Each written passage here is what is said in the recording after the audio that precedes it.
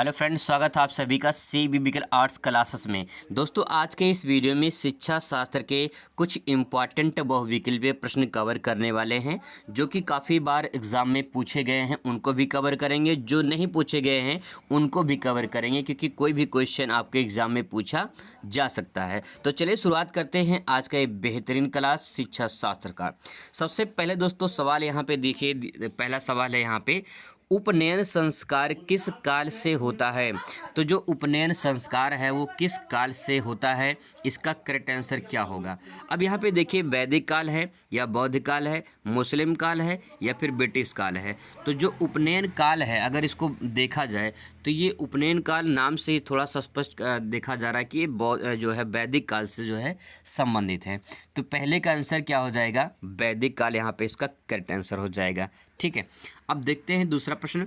दूसरा प्रश्न देखिए, 2007-2018 में पूछा गया था कि वैदिक काल में शिक्षा का प्रमुख केंद्र क्या था?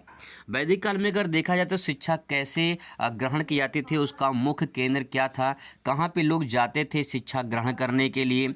तो यही चीज़ यहाँ पे समझना है कि जो है वैदिक काल में शिक्षा का मुख्य केंद्र क्या था। तो आपको बता दें, जो शैक्षिक नगरी है यानी सबसे प्राचीन नगरी देखा जाए तो सबसे प्राचीन नगरी कौन है? सबसे प्राचीन नगरी काशी है, वाराणसी है। तो काशी जो है ये क्या है? प्राचीन नगरी है और यही शिक्षा का केंद्र माना जाता था। ठीक है, तो इसमें करेक्ट आंसर क्या हो जाएगा? काशी वाराणसी हो जाएगा। दूसरा क्वेश्चन देखते हैं यहाँ पे दोस्तों, अगला क्वेश्चन देखते हैं। तीसरा क्वेश्चन है, वैदिक काल में शिक्षा का मुख्य उद्देश्य क्या था? जो वैदिक काल है, वैदिक काल में शिक्षा का मुख्य उद्देश्य क्या था? तो यहाँ पे समझने की कोशिश करते हैं कि वैदिक काल की जो शिक्षा थी वो ये थी कि कहीं न कहीं अध्यात्म को जो है अध्यात्म को अर्जित किया जाए, अध्यात्म ज्ञान अर्जित किया जाए। तो यही इसमें जो है करेक्ट आंसर क्या हो जाएगा? आध्यात्मिक उन्नति को। ठीक है, तो वैदिक काल की जो शिक्षा थी वो क्या थी? आध्यात्मिक उन्नति, इसका करेक्ट आंसर हो जाएगा। अगला देखते हैं सवाल यहाँ पे। चौथा सवाल यहाँ पे दोस्तों है कि प्राचीन काल में शिक्षा का माध्यम कौन सी भाषा में किया जाता है? ये इम्पॉर्टेंट है, भले से भी नहीं पूछा गया, लेकिन 2023-24 में जो है ये सवाल पूछा गया था किसी दूसरे सेट में। लेकिन ये क्वेश्चन अगर आप तैयार कर लेते हैं तो आपके 2024 के पेपर में जो है ये आपको देखने को मिल जाएगा। यहाँ पे सवाल दोस्तों पूछा गया, प्राचीन काल में शिक्षा का माध्यम क्या था? तो प्राचीन काल में जो शिक्षा का माध्यम था वो आपका क्या था? तो बता दें यहाँ पे संस्कृत जो है इसका करेक्ट आंसर हो जाएगा। जो संस्कृत है, प्राचीन काल में संस्कृत शिक्षा दी जाती थी, ज़्यादा इंपॉर्टेंट है। ठीक है, इसके बाद उसको बात करते हैं अगला सवाल यहाँ पे, वैदिक काल में उपनयन संस्कार कब होता था? तो वैदिक काल में जो उपनयन संस्कार होता था, यहाँ पे देख सकते हैं 7 और 10 में पूछा गया है, वैदिक काल में उपनयन संस्कार जो है वो कब होता था? तो यहाँ पे देख सकते हैं कि जो उपनयन संस्कार दिया जाता था वो शिक्षा के प्रारंभ के समय ही दिया जाता था। ठीक है, तो यहाँ पे करेक्ट आंसर क्या हो जाएगा? पाँचवां हो जाएगा, शिक्षा के प्रारंभ में ही उपनयन संस्कार दिया जाता था। क्वेश्चन नंबर दोस्तों अगला देखते हैं, यहाँ पे 6वां नंबर क्वेश्चन है, प्राचीन भारत में प्राचीन काल में प्रचलित शिक्षा प्रणाली को क्या कहा जाता था? तो प्राचीन काल में जो प्रचलित शिक्षा थी उसे क्या कहा जाता था, इस बात को समझना है हमें। तो यहाँ पे इसका करेक्ट आंसर क्या हो जाएगा? आध्यात्मिक शिक्षा। तो जिस शिक्षा प्रणाली थी वो किस पे आधारित थी? आध्यात्मिक शिक्षा पर आधारित थी। क्वेश्चन नंबर दोस्तों अगला देखिए, 7वां नंबर क्वेश्चन, वैदिक काल में विद्यार्थी कहाँ शिक्षा प्राप्त करते थे?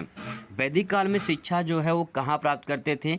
तो इसका करेक्ट आंसर क्या हो जाएगा? देखिए, गुरुकुल में जो है वैदिक काल में शिक्षा प्राप्त की जाती थी। तो आंसर क्या हो जाएगा? गुरुकुल हो जाएगा। अगला सवाल दोस्तों यहाँ पे है, क्वेश्चन नंबर 8 देखिए यहाँ पे, वैदिक शिक्षा से संबंधित तथ्य नहीं है। तो इसमें वैदिक शिक्षा से संबंधित तथ्य नहीं है, उसका आंसर क्या होगा? देखिए, ज्ञान प्राप्ति की प्राथमिकता दी जाती थी, बिल्कुल दी जाती थी।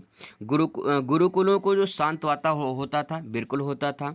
कठोर दंड का प्रावधान था? नहीं, बिल्कुल नहीं, कठोर दंड का प्रावधान नहीं होता था। ठीक है, इसके बाद मौखिक शिक्षा होती थी, लेकिन जो है यहाँ पे करेक्ट आंसर क्या हो जाएगा? ये ग वाला, क्योंकि कठोर दंड जो है वैदिक काल में नहीं दिया जाता था। तो इसका करेक्ट आंसर क्या हो जाएगा? कठोर दंड। आगे देखते हैं, क्वेश्चन नंबर 9 देखते हैं, वैदिक काल में गुरुकुल में पढ़ने वाले को क्या कहा जाता था? जो गुरुकुल में पढ़ते थे उन्हें क्या कहा जाता था? तो दोस्तों यहाँ पे देखिए छात्र कहा जाता था या अंतेवासी कहा जाता था, भिक्षु कहा जाता था या श्रमण कहा जाता था। तो इसमें करेक्ट आंसर हो जाएगा अंतेवासी जो है गुरुकुल में शिक्षा ग्रहण करने वाले जो बच्चे थे, जो कह सकते हैं जो वहाँ पे आध्यात्मिक अध्ययन करने वाले थे, उनको अंतेवासी कहा जाता था। क्वेश्चन नंबर आगे देखते हैं। 10वां नंबर क्वेश्चन है, गुरुकुल की शिक्षा प्रणाली में किस शिक्षण विधि को अपनाया गया? तो जो गुरुकुल शिक्षा प्रणाली है, क्या उसमें लिखित होता था या मौखिक होता था या फिर लिखित और मौखिक दोनों होता था? तो आपको बता दें कि वहाँ पे मौखिक होता था। एक जो है एक तरह गुरुकुल जो गुरु होते थे वो बैठे होते थे, ऐसे सामने बैठे होते थे और उनके जो है यहाँ पे सामने जो है बच्चे, उनके शिष्य बैठे होते थे और शिष्य को जो है वो अपने बातों से मौखिक रूप में जो है समझाने की प्रयास जो है करते थे।